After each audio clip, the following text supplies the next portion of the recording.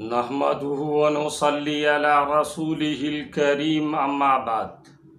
اگر کوئی خیر و برکت یا رزق میں وسعت و کشادگی چاہتا ہو تو ہر نماز کے بعد 100 مرتبہ یہ پڑھا کرے: لا تدرکہ الابصار وہو یدرک الابصار وہو اللطیف الخبیر۔ سورہ انعام آیت نمبر 103۔ پھر اس کے بعد یہ دعا پڑھے: اللہ لطیف بعبادہ۔ اگر کوئی شخص خیر و برکت اور رزق میں وسعت کا خواہش مند ہو تو وہ سورہ واقعہ اور سورہ یاسین کی تلاوت پر پابندی کرے، اور اگر یہ کلمات بھی پڑھ لیا کرے تو بہتر ہے۔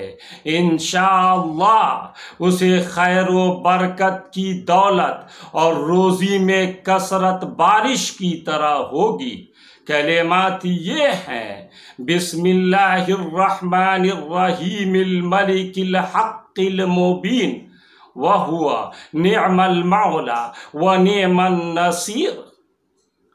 تجارت میں ترقی کے لیے سورہ شعراء لکھ کر دکان میں لٹکا دیں تو انشاءاللہ اس میں نفع ہوتا چلا جائے گا، اور خرید و فروخت کے لیے لوگ کثرت سے آنے لگیں گے۔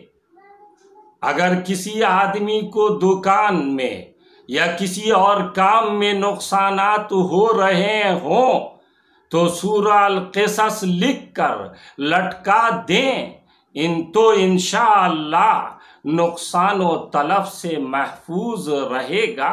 اگر کسی آدمی کو دکان میں یا کسی اور کام میں نقصانات ہو رہے ہوں تو سورہ القصص لکھ کر لٹکا دیں، تو انشاءاللہ نقصان و تلف سے محفوظ رہے گا۔ یہ عمل آزمودہ اور مجرب ہے۔